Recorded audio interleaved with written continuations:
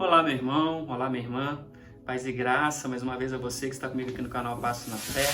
Eu sou o Vantos Valdetaro, é um prazer imenso estar com você aqui. Como sempre, eu peço a você, não se esqueça de deixar o like aí no vídeo, compartilhar o vídeo com outras pessoas, se inscrever aqui no meu canal se não for inscrito, ative o sininho lá em todas para receber as notificações toda vez que eu vier postar um vídeo novo aqui no canal e deixe alguma coisa aqui embaixo registrada nos comentários. Deixe seu comentário aqui registrado, alguma coisa que você queira compartilhar com a gente. E permaneça firme comigo até o final, pois, como sempre, eu tenho uma mensagem de Deus importante para a sua vida.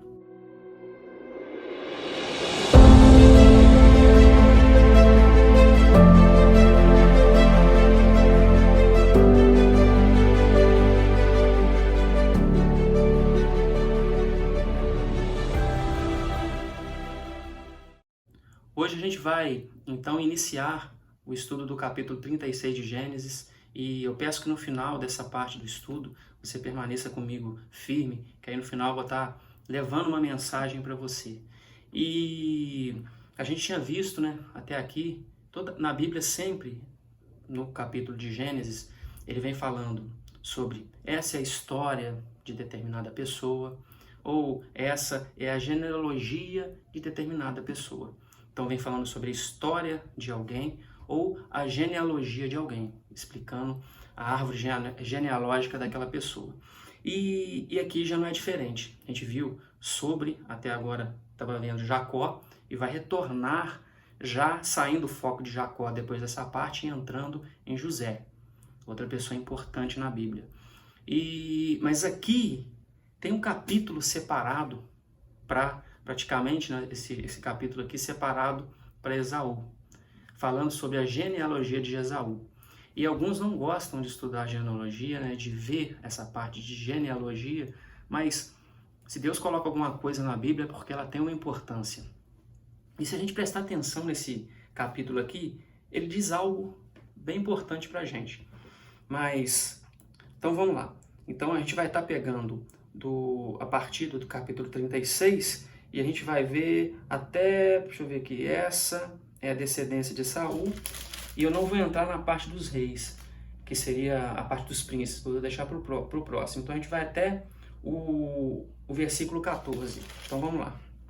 A partir do versículo 1 do capítulo 36 de Gênesis, diz assim: São estes os descendentes de Esaú, que é Edom.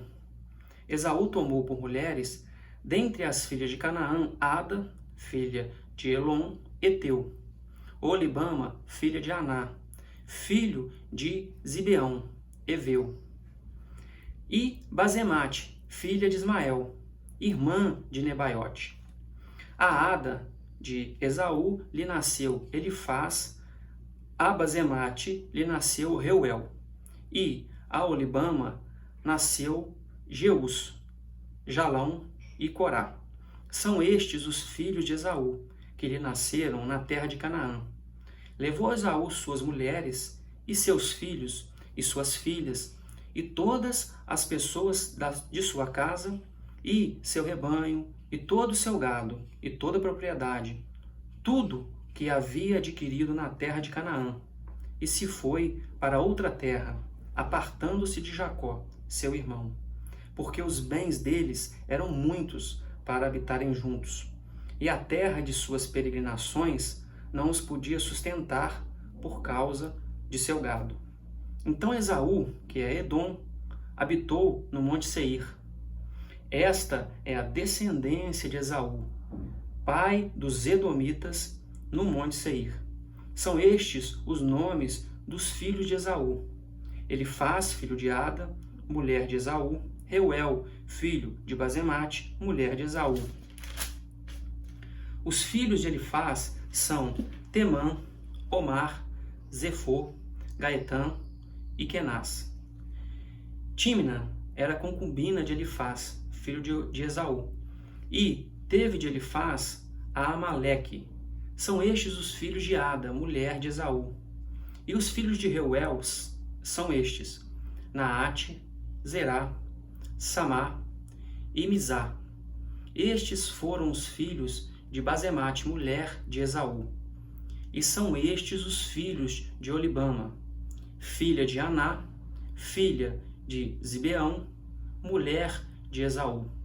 E deu a Esaú Jeús, Jalão e Corá.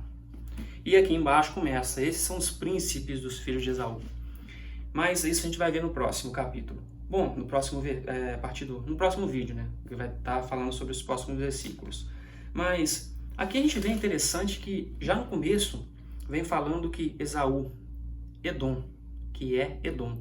E a gente lembra que essa palavra quer dizer vermelho, né? Então, ali tinha aquele significado de vermelho, porque ele nasceu ruivo. Então a gente tinha visto isso no capítulo específico do nascimento dele. E também na região onde ele estava, que aquela região tinha a terra avermelhada. Então tinha um significado. A gente vê que as palavras tinham significado, tinha um certo significado ali. Sempre quando dava um nome a alguma região e a alguém. E isso é interessante na descendência, a gente vai estar vendo por quê. Essa parte aqui de estar mostrando a genealogia do povo. E a gente viu que ele teve 3 mulheres aqui citadas. Eu não vou entrar na parte do mérito dos estudiosos, do que eles estudam referente à Bíblia, dizendo se ele teve 4 ou 3 esposas, algum defende que teve 4, alguns defendem que Ada e Olibama seria Judite e Basemate, que a gente tinha visto lá no capítulo de Gênesis 26, aí você volta 26:34, que fala sobre as mulheres dele, e que essa, que no caso aqui Judite e Olibama seriam essas duas, né? Seria Judite e Basemate, e essa Basemate aqui, no caso lá tá Malate, né? Que é a filha de Ismael. Então lá no capítulo, lá no Gênesis 28:9, aí se a gente pegar lá Gênesis 28:9, vem uma coisa interessante sobre essa parte de genealogia, né? 28:9, que no versículo, né? Aqui 8, vem dizendo, lá no 28:8, sabedor também que Isaque, seu pai, não via com bons olhos as filhas de Canaã, ele tinha tomado as filhas de Canaã, foi Esaú à casa de Ismael e além das mulheres que já possuía, tomou por mulher a Malate. Então essa Malate seria essa aqui agora que vem citando, voltando aqui, que seria, no caso, Basemate. Então, Malate aqui teria o nome de Basemate. A gente vê que essas mudanças de nomes é comum, assim como Isaac, assim como Jacó, que passou a se chamar Israel, Abraão, que era Abrão, se chamou Abraão, Sarai, que passou a ser Sara. Então a gente vê que Deus mudava o nome. E aqui as pessoas tinham, durante a passagem na Bíblia, às vezes 2 nomes. E isso é o que sustenta o que os dizes que essas 3, ele teria 3 mulheres. E alguns falam que essa parte que Ada seria uma, mas essa segunda aqui não seria a mesma pessoa, seria uma que não teve filho e não foi citada na Bíblia, por não ter tido filho, e que ele teria 4 esposas. Eu não vou entrar nesse mérito, nessa parte de estudar, aprofundar nisso, mas independente de qualquer coisa, se ele teve 3 ou 4 esposas, o que interessa é que ele pegou as esposas fora da parte da aliança de Deus.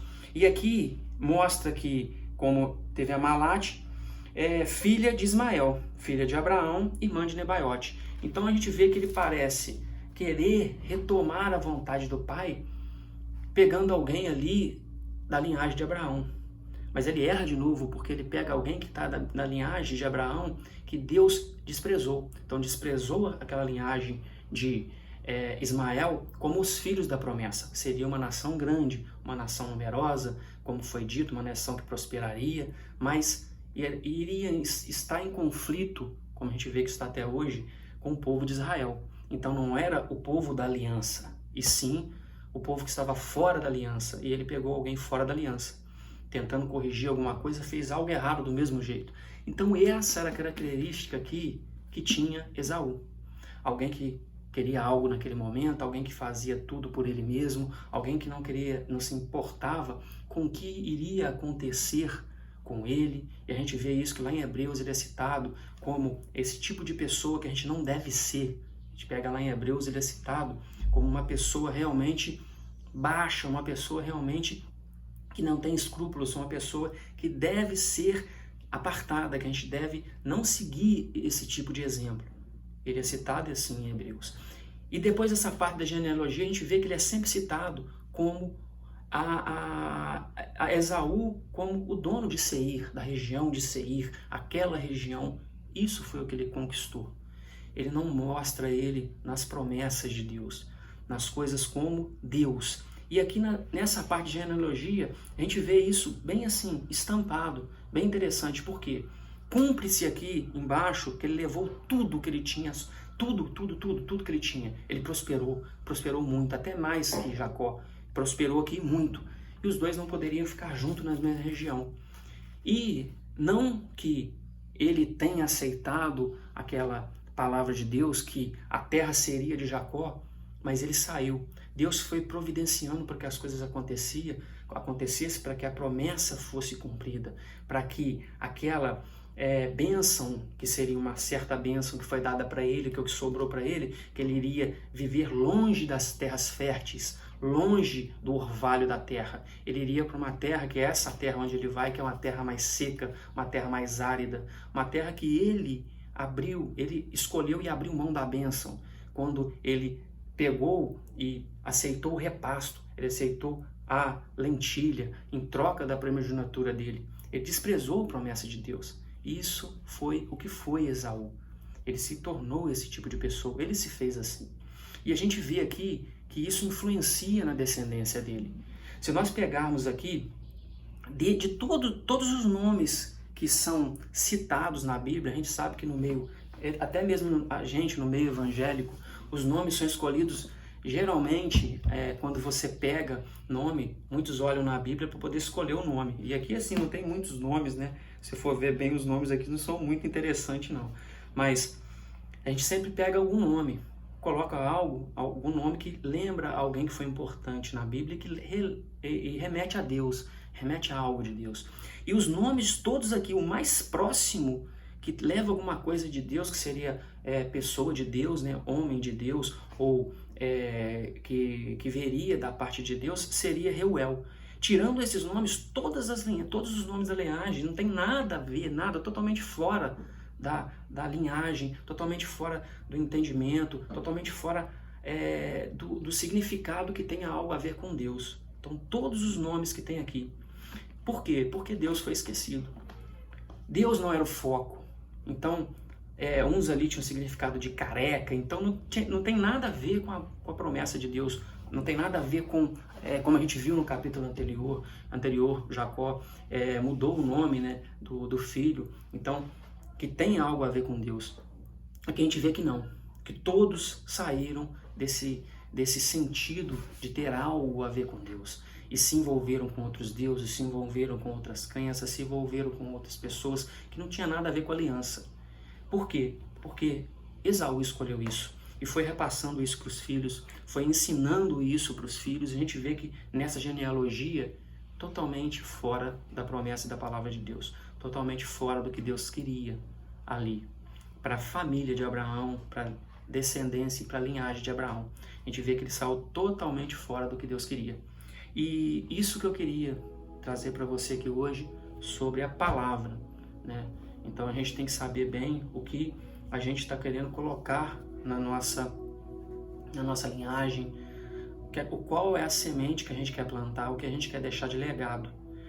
Muitas pessoas querem deixar algo físico, correm muito atrás de trabalho, correm muito atrás do emprego, muito atrás de deixar um ensino para o filho, isso é bacana, mas a gente tem que pensar que tem que ter uma base também espiritual, algo de valor que você realmente tem que ensinar para o seu filho, ensinar para a sua geração, que dinheiro nenhum paga, que dinheiro nenhum vai colocar isso na cabeça da criança, na cabeça de seus filhos, na cabeça das pessoas que você carrega por trás de você, que de certa forma te segue. Então, você tem que deixar algum tipo de ensinamento, sim, mas ensinamento baseado na palavra de Deus. Não só os ensinamentos do mundo que nós temos que ter para viver, que é natural, a gente está nesse mundo, a gente tem que ter esse tipo de conhecimento.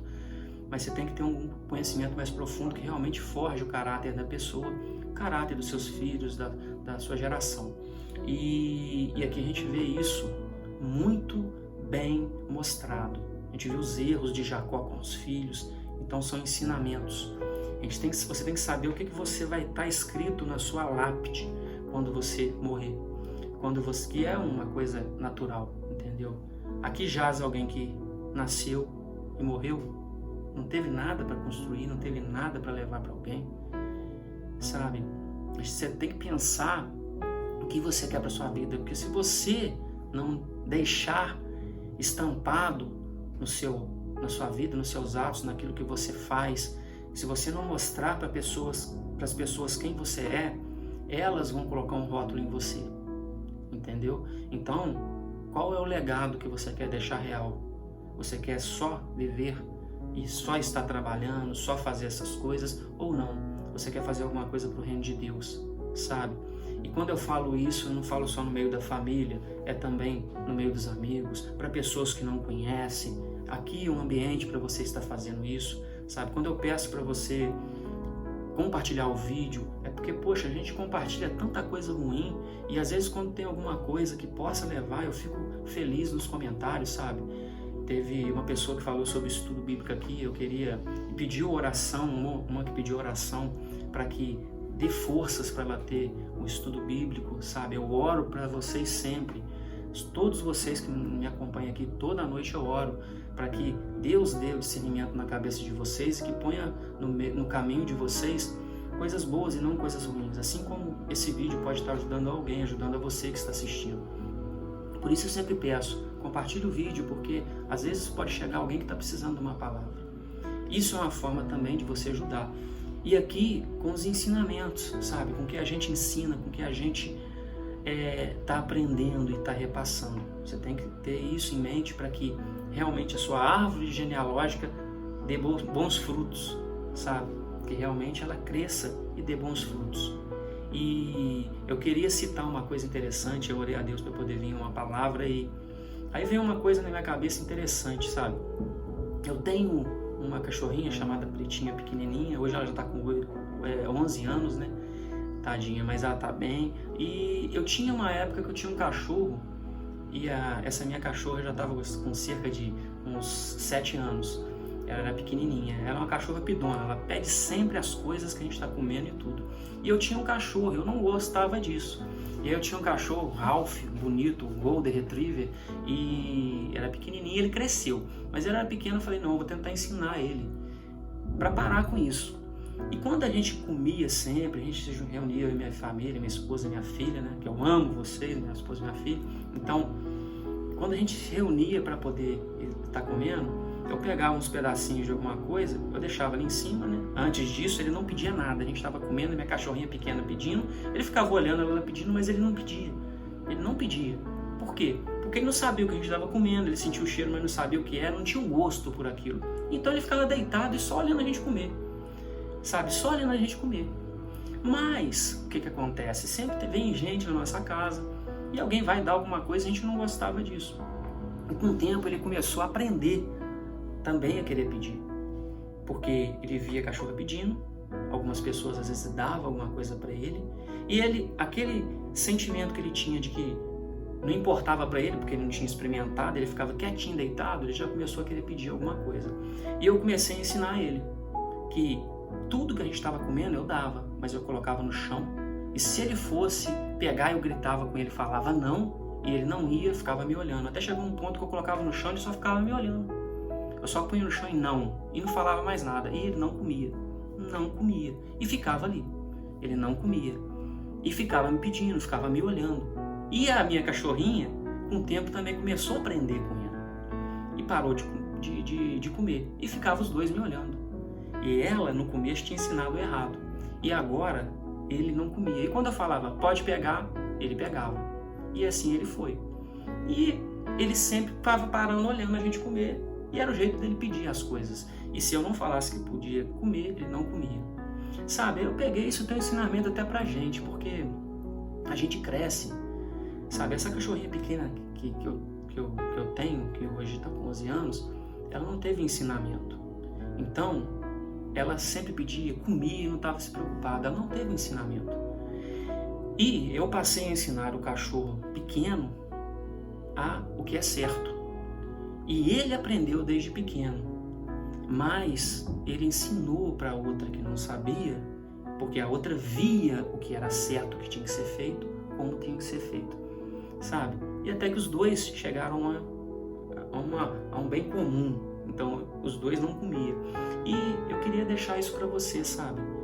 Às vezes a gente está andando na vida, independente do caminho que você levou, a gente tem que ver o caminho que a gente quer seguir. Então, independente do caminho que você teve até hoje, tem que ver o que você quer ser daqui para frente. E existem aquelas pessoas que estão iniciando no caminho certo. E aí a gente está falando do caminho de Deus, um caminho do meio de Deus, da palavra de Deus, dos ensinamentos de Deus. Se você não teve um ensinamento, pegue exemplos com as pessoas que teve. Pegue exemplo, siga aquelas pessoas que têm certo ensinamento para você, que vai te levar a alguma coisa e vai te ajudar em algo, te mostrar um caminho certo. E se você anda no caminho, ensine para as pessoas. Não pegue delas o que é errado. Não aprenda o que é errado. Mostre o que é certo, para a gente poder viver em comunhão. E assim a gente consegue andar bem. Então ensine para as pessoas, na sua família, no seu meio de trabalho, sabe, na sua casa, onde você está, a oportunidade que você tem. Passe para a pessoa algo de interessante, frutifique para o reino de Deus, ensine o que é certo, sabe? E ensine para as pessoas aquilo que deve ser ensinado, que é a palavra de Deus, sabe? Amar o nosso Senhor Jesus e entregar a nossa vida a Ele, sabe? Os ensinamentos, o estudo bíblico, isso é importante. Muita gente anda no caminho errado e chega a perder a sua descendência por isso, porque vive nesse mundo que tem tanta coisa errada, sabe? E começa a se acostumar com isso, se acostumar com ele. E chega no momento que o errado passa a ser certo. E o certo aos olhos dos outros passa a ser errado. A gente não pode ser assim, sabe? A gente tem que realmente estar fazendo as coisas conforme deve ser feito, sabe? Tendo certeza naquilo que a gente está fazendo, que a gente está andando no caminho certo. E está sempre procurando respaldo para poder caminhar em cima da palavra de Deus. É isso que eu queria deixar para você aqui hoje, sabe? Procure estar sempre andando no caminho de Deus, sempre conforme a vontade de Deus, porque Deus te abençoa, mas não que as pessoas que não andem conforme a vontade de Deus não prosperem. A gente vê isso muito na Bíblia, sabe? Há prosperidade com quem não anda no caminho de Deus. O problema é que no final ele não vai comer, sabe, do fruto da árvore da vida eterna, aquela árvore que foi tirada lá do jardim. Deus deixou uma árvore da vida eterna e uma árvore do conhecimento do bem e do mal.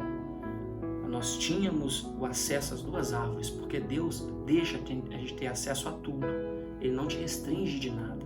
Mas chegou um ponto que, quando a gente que viveria para sempre, pois a gente tinha a árvore da vida, a gente se alimentava da árvore da vida, então a gente viveria eternamente, mas a gente não podia ter a árvore do conhecimento do bem e do mal, porque senão a gente acharia que seria como Deus. A gente iria se equiparar a Deus. E essa não é a vontade de Deus. A gente tem que saber até onde a gente pode ir. E aí, a partir do momento que comeu do fruto que não deveria comer, do conhecimento do bem e do mal, nós perdemos acesso à árvore da vida, que será restituída a nós, que é dito lá em Apocalipse, após o juízo final. E esse é o caminho que nós devemos seguir, sabe? Rumo ao fruto da árvore da vida, a vida eterna, a vida real ao lado do Pai. Deus nos enviou nosso Senhor Jesus para poder nos livrar desse mal que veio natural. Então, nós nascemos, como eu citei aqui no começo, esses dois cachorros que eu tive, né? Então, ou a gente nasceu sem conhecer a palavra de Deus e vendo tudo o que está no mundo e fomos aprendendo a palavra de Deus, ou a gente nasceu sem o conhecimento do correto, mas agora a gente tem conhecimento do correto. E a partir do momento que você conhece o que é errado, quando você faz, passa a ser pecado. Então você não deve andar no caminho errado. Ande no caminho certo. Tenha perseverança. Ande conforme a vontade de Deus, para que você consiga, né, alcançar a sua bênção lá no final, a vida eterna. Isso que eu queria deixar para você aqui hoje. E, como sempre, eu digo a você, permaneça firme sempre na caminhada, que nosso Senhor Jesus seja o alvo na sua vida, que você entregue a sua vida a Ele, pois Ele é o único caminho que leva ao Pai, e que o Espírito Santo esteja movendo a vida que você tem, a vida que você está levando, movendo a sua vida, para que tudo ocorra e aconteça conforme a vontade de Deus. Siga firme na caminhada, meu irmão, pois eu sei que não é fácil, mas Deus está contigo, Deus está no controle. Tenha um bom dia e até o próximo vídeo.